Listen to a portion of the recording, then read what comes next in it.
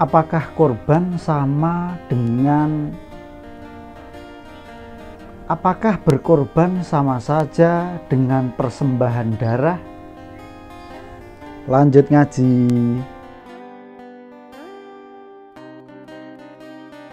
Assalamualaikum warahmatullahi wabarakatuh. Bismillah, alhamdulillah, wassalatu wassalamu ala rasulillah wa ala alihi wa sahbihi wa mawalah. La haula wa la quwata illa billah, amma ba'da. Sedulur sedaya rahimakumullah, semoga Allah Subhanahu wa taala senantiasa memberikan kesehatan zahiran wa batinan kepada kita semuanya. Kita selalu dilimpahkan rizki yang halal, barokah, manfaat dunia akhirat. Allahumma amin. Dan semoga channel ini benar-benar bisa memberikan kemanfaatan bagi sedulur sedaya.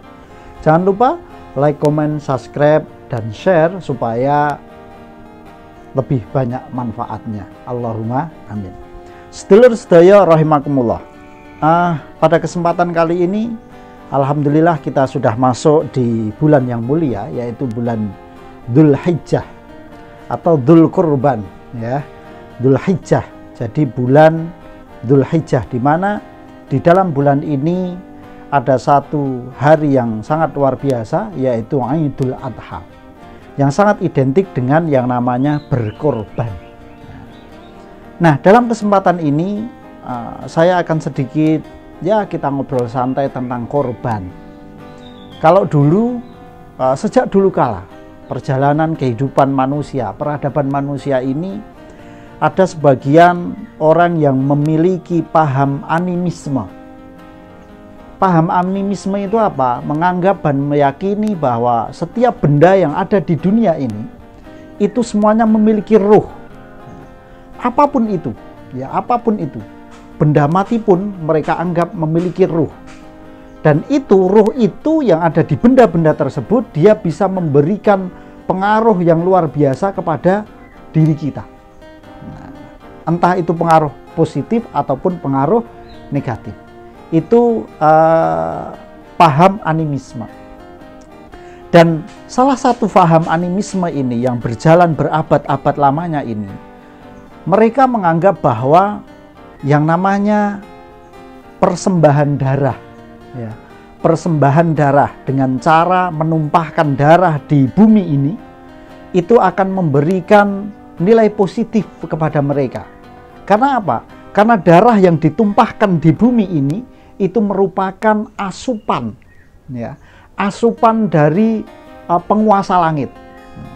Sehingga kalau itu dilakukan, maka penguasa langit akan membantu kita, membantu manusia untuk apa? Terselamatkan dari roh-roh yang tidak baik yang ada pada benda-benda yang ada di seluruh dunia ini.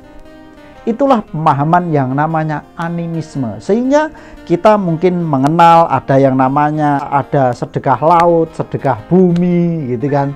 Istilahnya pada waktu itu adalah bagaimana menumpahkan darah. Kalau sedekah laut dulu yang saya tahu kalau di Cilacap, ya, di Teluk Penyu waktu itu ngelarung kepala kerbau, gitu kan. Ya. Dan banyak sekali, saya yakin sedulur sedaya tahu tentang cerita-cerita dan kisah-kisah yang seperti itu.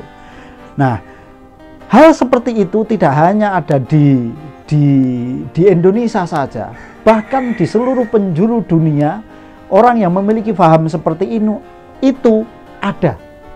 Nah, bahkan itu sudah berabad-abad lamanya. Bahkan pada zaman jahiliyah, sebelum Rasulullah Muhammad terutus sebagai utusan Allah Subhanahu wa taala, orang-orang Arab, orang-orang kafir Quraisy khususnya, dia juga selalu melakukan penumpahan darah, penyembelihan, penumpahan darah di area Ka'bah. Yang tujuannya apa?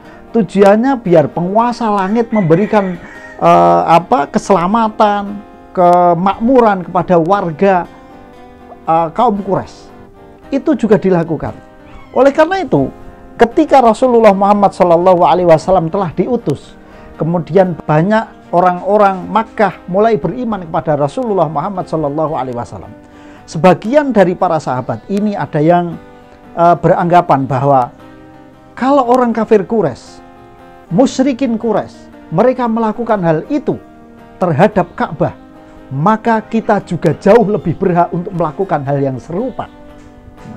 Nah, pada saat itu kemudian Allah Subhanahu wa taala menegur dengan firman, la yanalallaha luhumuha wala dima'uha walaki yanaluhut taqwa minkum. Allah berfirman bahwa darah, daging, dan apa saja dari sembelihan-sembelihan itu semuanya tidak sampai kepada Allah Subhanahu wa taala. Yang sampai kepada Allah apa? Taqwa minkum, yaitu ketakwaan dari orang yang berkorban kepada Allah Subhanahu wa taala. Sedulur sedaya rahimakumullah, inilah yang membedakan antara syariat Islam, aturan Allah Subhanahu wa taala dengan paham animisme di dalam penyembelihan hewan korban. Pemahaman yang sangat beda sekali. Pembedanya adalah bahwa di dalam berkorban bukan Allah menginginkan darah itu tercucur di bumi kemudian memberikan manfaat kepada Allah Subhanahu wa taala. Tidak, sedulur sedaya.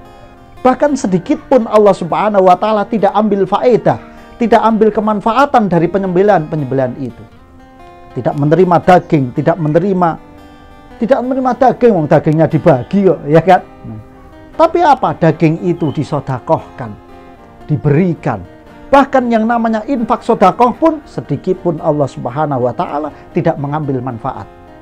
Allah tidak tambah mulia dengan ketaatan kita, dan Allah tidak turun kemuliaannya karena kemaksiatan kita. Karena apa? Allah tidak butuh dengan kita, tetapi yang butuh adalah kita semuanya. Sedulur sedaya rahimakumullah, itulah perbedaan keyakinan kita tentang makna korban, makna menyembelih di dalam kaidah Islam, dan penyembelihan yang dilakukan dengan tujuan untuk mengucurkan darah di bumi seperti pandangan orang-orang animisme. Artinya apa? Sangat berbeda sekali. Tujuan kita bukan seperti itu, bukan kesyirikan.